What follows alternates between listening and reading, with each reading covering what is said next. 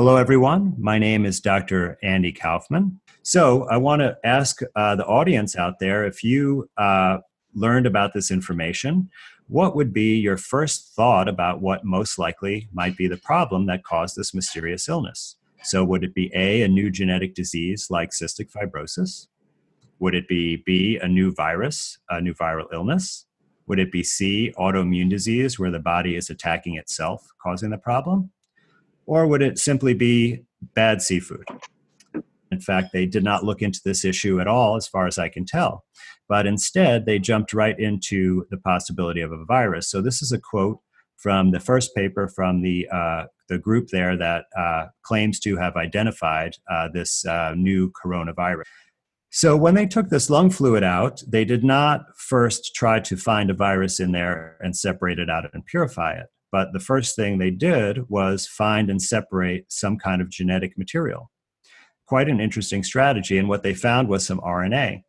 But I'll tell you that in our bodies, at any given time, there is some free genetic material circulating around our blood and body fluids. They then determined the sequence of it, which is basically the code of the genetic material.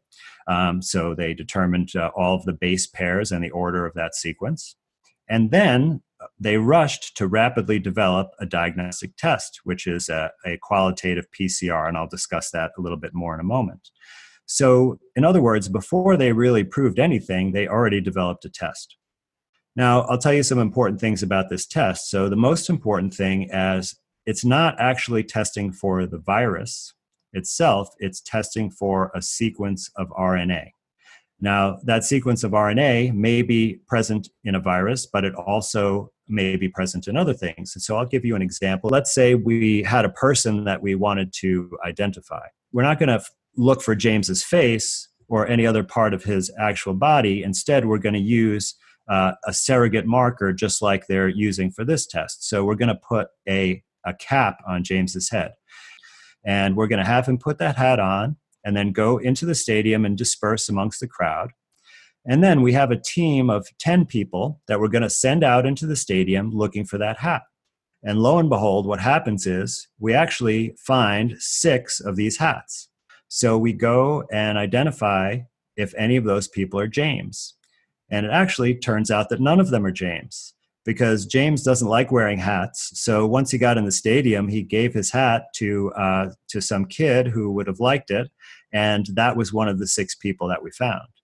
So you see that when you are looking for something that's not exactly the thing you're looking for, but it's something that's associated with that thing, you have to really understand the relationship between what you're looking for and that thing.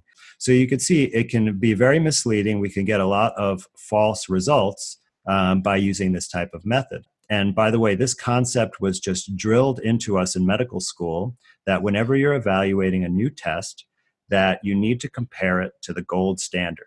And that's how you know if it's actually valid. So in other words, if we were able to take people who are ill with this pandemic pneumonia and take their lung fluid, and from that purify out a virus particle that we could identify. And once we purified that, we could actually take the genetic material right from that particle. So we know that it came where it came from. We know it didn't come from anywhere else because now we have a pure sample of only these particles. Then we would be able to have a gold standard.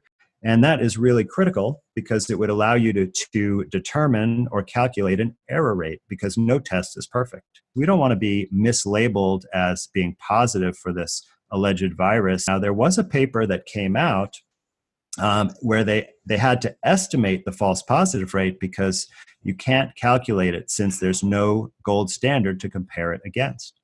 And they actually reported an estimated rate of 80%. In people without symptoms. So this could be a real big problem. It certainly could vastly overestimate the number of cases, and also could have a lot of consequences for you based on this quarantine situation.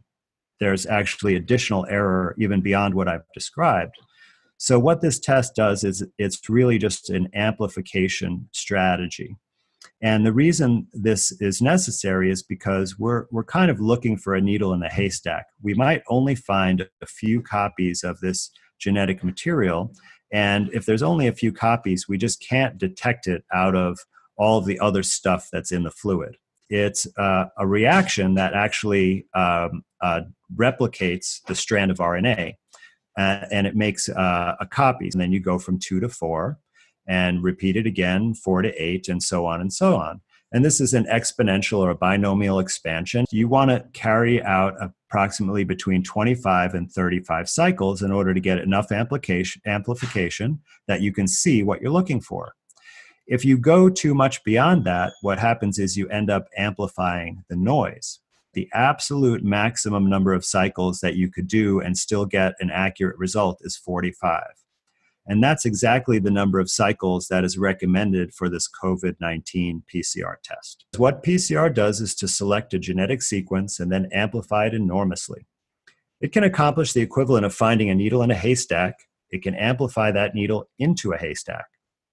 Like an electronically amplified antenna, PCR greatly amplifies the signal, but also greatly amplifies the noise. Since the amplification is exponential, the slightest error in measurement, the slightest contamination, can result in errors of many orders of magnitude. Just a slight mistake can result in false positives.